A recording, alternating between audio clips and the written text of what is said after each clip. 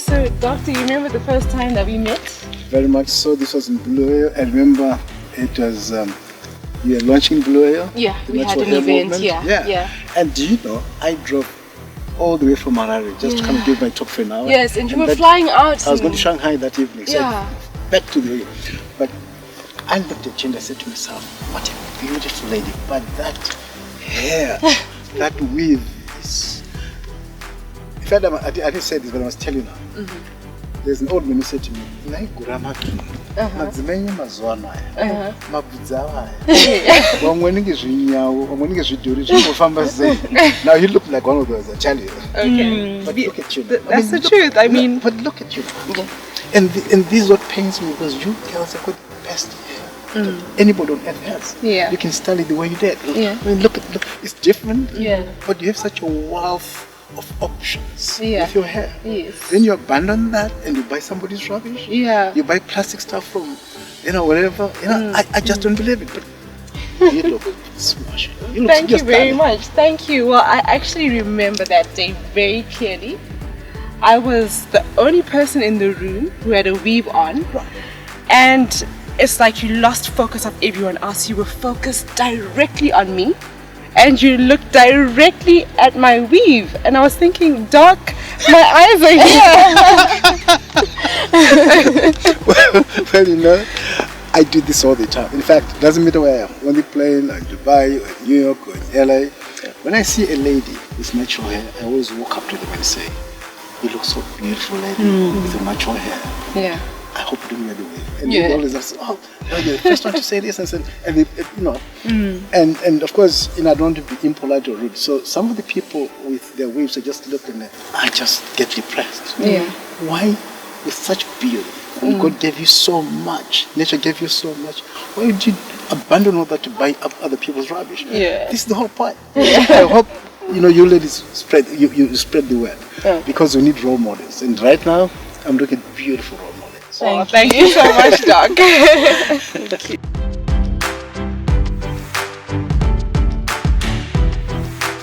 Wow, that is an amazing art piece. Clearly you have a very, very strong eye for beauty. So I'm so keen in finding out what your view on an African woman's beauty is. Let's get right to it.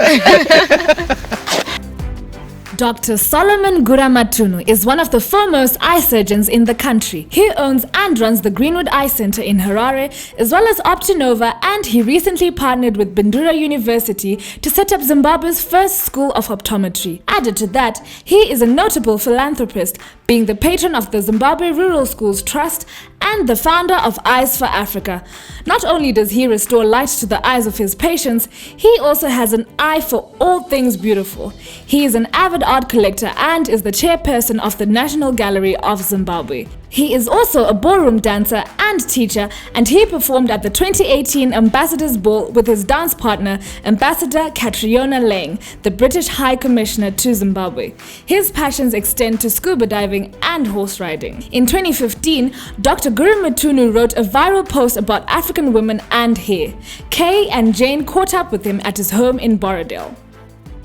Doc, I've been wanting to do this interview with you for such a long time. The first question that I have for you is very obvious. You are a man. Why are you so passionate about women's hair issues? Well, Kay, I was walking town and I saw beautiful ladies slapping their heads. And I wondered what was going on. So I came to my practice. I work with about 40 ladies in my practice in various enterprises. And I asked them what was going on. Then they told me it was the weave. Then I realized that all the other races on earth don't slap their hairs like we do. That's what motivated my interest to find out what was going on. Now, in my travels, because I go to India, was they told me that the 100% human hair, Indian, Brazilian, or Peruvian. And then the Chinese and the Koreans make the synthetic stuff. So when I was in India, I realized that when a family has a bereavement, they've lost a relative or so, the ladies go to the temple to sacrifice their hair to their gods. So I was very curious. I went to the temple and I saw all these people, their hair was being shaved off and the hair on the floor. what really disturbed me was to see some people I thought looked sick. Maybe they had TB, and their hair was being shaved off.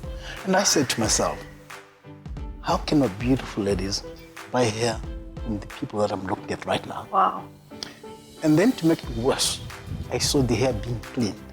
They were removing some worms and removing some lice. Oh my and word. Then drew the line for me. I said, no, this can't be. Yeah. So on the way back, I was in Emirates, came through Dubai.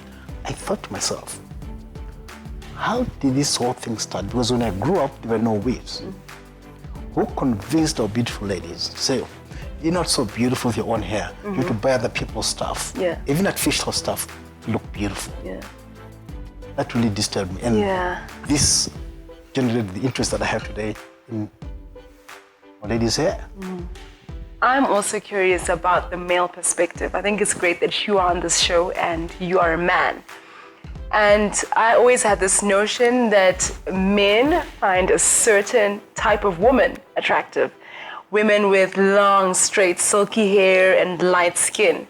And here you are, and you're a man who's giving us this point of view that actually you also find natural hair attractive. So can you explain a little bit more about that, and can you give us the other side? Lovely question. Now, see, I'm looking at you right now, okay, and then look at your skin. To me, it's the best. Why? It's smooth, it's radiant, and I know that black women's skin is wrinkle-free for a long time. Our black ladies will hit 50, 55, 60, 65, 70, 75, even 80. And the skin is beautiful. My good friend, Kadzikwa. Dr. Eve. Eve. Wow, it's a good story because I used to meet her. She used to wear the weave, by the way. And her daughter used to have, she was clean shaven. I used to meet them in a restaurant and touch the daughter and say, this is my kind of lady. And I say, Eve, you, But of course, now she's got shit hair. She looks fantastic. Yeah, but her mom, yeah. She's clean shaven now. Oh, yes. Yeah. And she just looks marvelous. I mean, she looks like, just amazing. Yeah. And her mom is 82, and boy, she's got short hair. She's stunning. Her skin is flawless. At 82? At 82. Wow. And it's just amazing. So, we're saying, the black lady, you girls have got beautiful skin. Other races, early 40s, they wrinkle. Yeah. And they'll use anti-wrinkling cream, anti-aging cream, they'll use Botox, they'll have plastic surgery. Yeah. You girls don't need that. They say black don't crack. Exactly. And then what happens, those ladies without confidence, they use skin lightening creams. And you know what happens, of course, they get burnt afterwards. All these people who try to lighten their skin, in the end, it's awful. I have a friend of mine who's here, he was a professor in King's College. He's in Paris just volunteering. His wife is a chest specialist. And they were telling me that when they first came here, they couldn't believe it. On the ward round, specialists, black specialist ladies, would be slapping their heads like this on a ward round and not washing their hands. And they said, initially they said, what's going on with these ladies? Do they have some kind of affliction? Or what is it? It's just a habit? And then later on they realized it is the hair story. And then they said, and the friend of mine, the professor is an endocrinologist, and he said, when people have overdose of steroids, there's a disease called Cushing's disease. So they take overdose either because they've got arthritis or some other problem.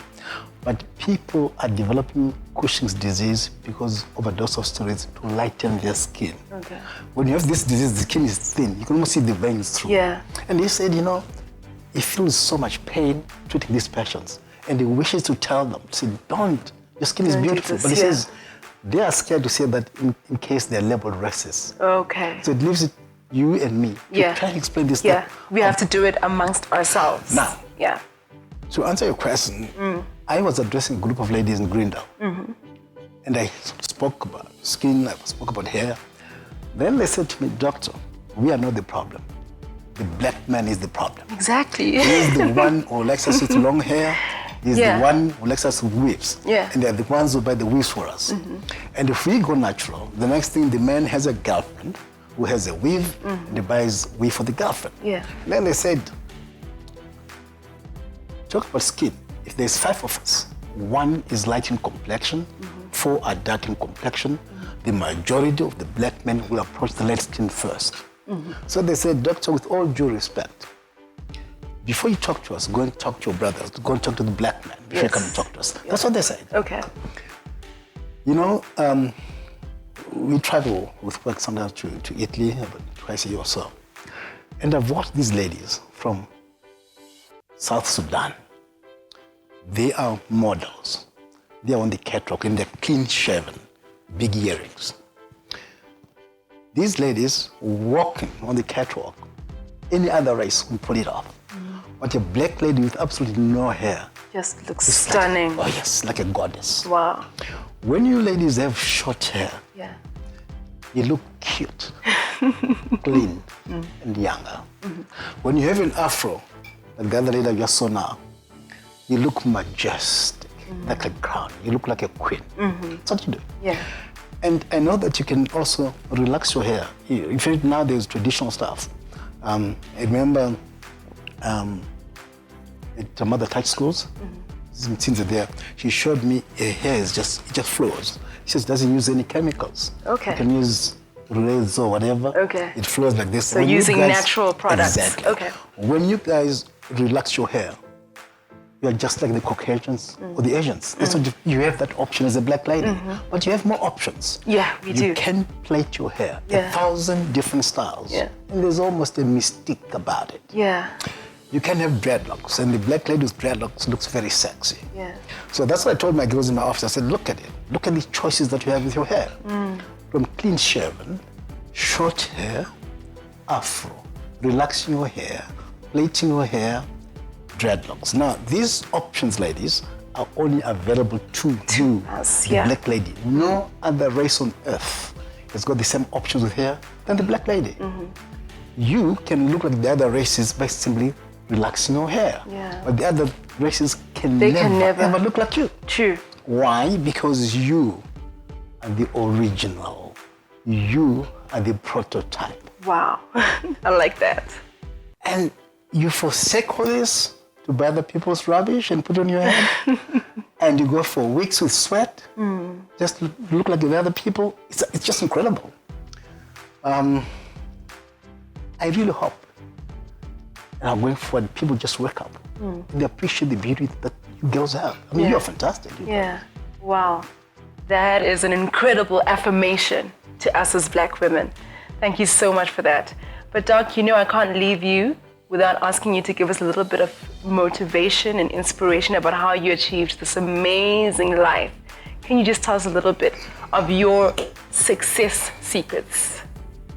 I don't know about success and all that. I mean, I'm just living life and trying to do the best I can in the circumstances. I think we all have to work hard. I think we all have to give back to wherever we come from, to our communities, to our families and so on. I think this is the basics. I think if we do those simple things, then our lives become better for ourselves and for others too. I mean, people ask me, they say to me, but you're an eye doctor, you talk about vision, but why do you talk about hair? You know, people ask me this question. And the thing is, eyesight is physical vision. What you are discussing now is intellectual vision, almost spiritual vision. And it's extremely, extremely important, in my view. Wow. Thank you so much, Doc, for coming on the show. We do have a little gift for you, courtesy of Design Essentials. Oh, thank you very much. We've got some shampoos, and I'm sure you're going to be giving these away to the ladies in your life. You've got shampoos and conditioners, courtesy of Design Essentials. Thank you so much for being on this show and for sharing your wisdom. Oh, lovely. Thank you so much.